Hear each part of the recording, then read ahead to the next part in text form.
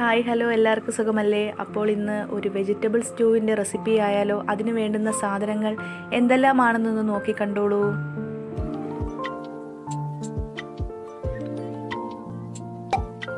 ആദ്യം തന്നെ ചട്ടിയൊക്കെ അടുപ്പത്ത് വെച്ച് കുറച്ച് എണ്ണയൊക്കെ ഒഴിച്ച് കടുകൊക്കെ പൊട്ടിച്ചെടുക്കാം.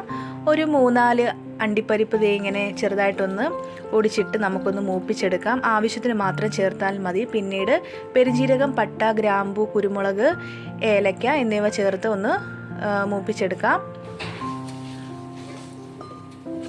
ഈ ഉണക്കമുന്തിരി നമുക്ക് ഓപ്ഷണലാണ്, വേണമെങ്കിൽ മാത്രം ചേർത്താൽ മതി. ഞാനൊരു 4 എണ്ണം ചേർത്തിട്ടുണ്ട്. പിന്നീട് അരിഞ്ഞു വെച്ചിരിക്കുന്ന വെജിറ്റബിൾസ് എല്ലാം തന്നെ ചേർത്ത് കൊടുത്ത് നമുക്ക് വഴറ്റിയെടുക്കാം. വഴറ്റിയാണ് ഇത് സ്റ്റൂ ഉണ്ടാക്കുന്നത് കേട്ടോ, അല്ലാതെ കുക്കറിലിട്ടൊന്നും അടിച്ചല്ല. ഇഞ്ചിയും വെളുത്തുള്ളിയും ചതച്ച് ചേർത്തിട്ടുണ്ട്.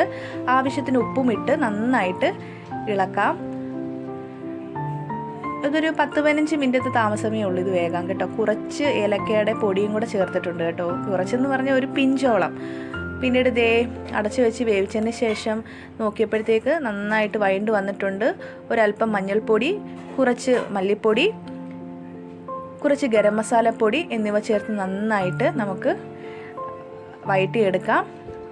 നന്നായിട്ട് വെന്തിട്ടുണ്ട് കേട്ടോ. ഇനി നമുക്ക് തേങ്ങയുടെ 2ാം പാൽ ചേർത്താണ് വേവിക്കുന്നത്. അധികം വേഗമൊന്നുമില്ല, എല്ലാം നന്നായിട്ട് വെന്തതാണ്. ജസ്റ്റ് ഒന്ന് തിളച്ചാൽ മാത്രം മതി.